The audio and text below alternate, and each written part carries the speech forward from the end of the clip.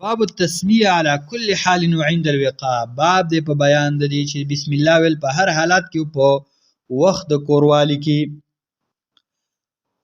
حدثنا علي بن عبد الله قال حدثنا جرير عن منصور عن سالم بن ابي الجعد عن كريب عن ابن عباس رضي الله عنه.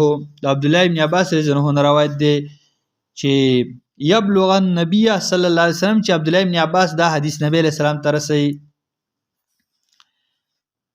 قال فرمای لو ان احدکم، نبی علیہ السلام فرمای که چرته تاسو نه یو تن اذا اتى اهله کله چې هغه خپل کور والا ترازینو قال دا بسم الله دی وی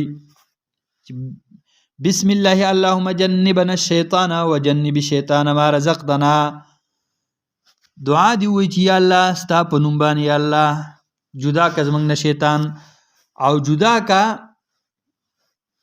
منګه د شیطان نه جدا کا او جدا شیطان زمونږ نه جدا کا.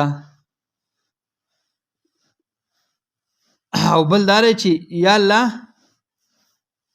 زمونږ نه شیطان جدا کا او جدا کا شیطان مما د هغه څه نه رزقتنا چې تی موږ له راکې کوم بچی راکې. یا الله زمونږ نه شیطان جدا کا او هغه چانم شیطان جدا کا چې تی موږ له راکې بچی. فقضی بینهما ولد لم یضره، که د دې په منځ کې د دې کوروالی په منځ کې یو ماشوم الله مقرر کړی نو شیطان باغله هیڅ قسم ضرر ونه رسوي. نو یو خو په دې حدیث کې دا دی چې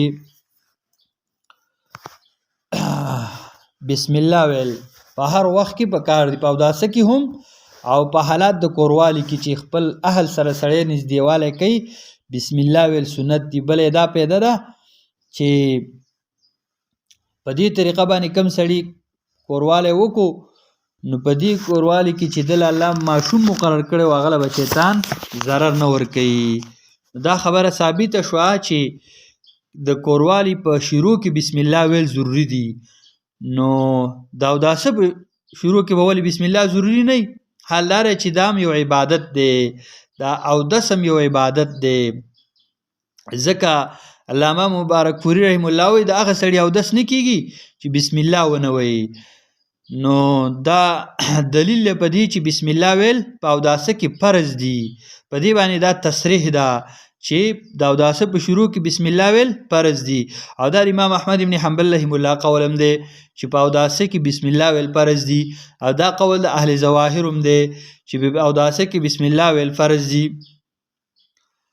او کم خلک چې دې ته سنت وایي، بعضې خلک احناف دې ته سنت وایي، خو صحیح دا دی چې د بسم الله په وجوب باندې قول کول غوره دي. او شاه ولی الله رحم الله وایي چې دا حدیث په دې باندې نشته چې بسم الله په اوداسه کې رکن دی یا شرط دی. نو په دې وجه باندې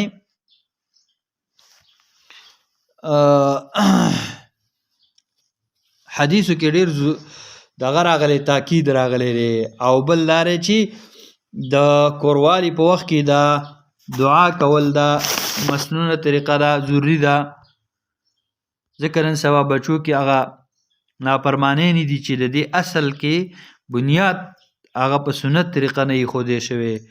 نو ځکه معاشره کې ماشومان هغه اکثر د مور و پلار نافرمانی کوي، ځکه شیطان ولا ضرر ورکوي. مور و پلار چې کوم کوروالی کوي د هغې کې دعا ونه وایي.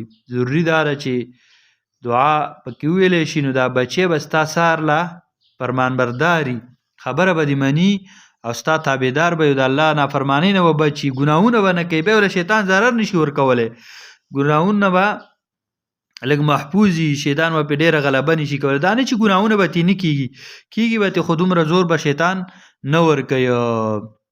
په دې طریقه باندې زندګي تېره شي نو الله دا بچي هم بې صالحه کوي.